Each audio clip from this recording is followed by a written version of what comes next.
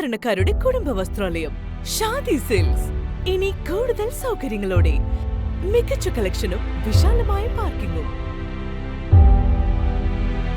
Shaadi silks, bus സ്റ്റാൻഡിന് എതിർവശം, കൊണ്ടോട്ടി. 2024-25 വികസന പദ്ധതിയിൽ ഉൾപ്പെടുത്തി കൊണ്ടോട്ടി നഗരസഭയിൽ വിവിധ പദ്ധതികൾ.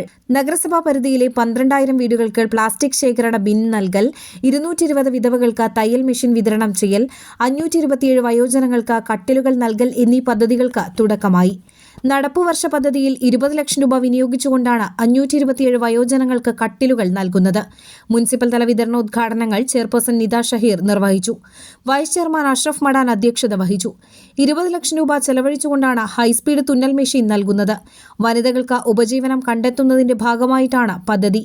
ചേലോടെ കൊണ്ടോട്ടി സമ്പൂർണ്ണ മാലിന്യമുക്ത നഗര പദ്ധതിയുടെ ഭാഗമായിട്ടാണ് ഒരു വാർഡിൽ 300 വീടുകൾക്ക് കണക്കാക്കി 40 വീടുകളിൽ 12,000 ബിന്നുകൾ നൽകുന്നത്.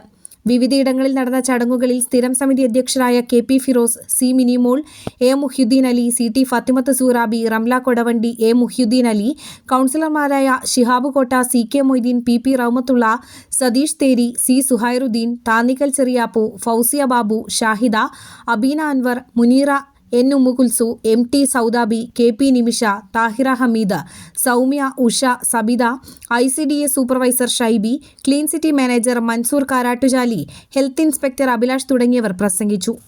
എയർ 1 കൊണ്ടോട്ടി. നന്ദിയുണ്ട് ഇന്നോളം എത്തിയ ഞങ്ങളുടെ ഈ സുവർണയാത്രയിൽ നിങ്ങളുടെ ഓരോ ആഘോഷങ്ങൾക്കുമൊപ്പം ഞങ്ങളെയും ചേർത്ത് നിർത്തിയതിന്.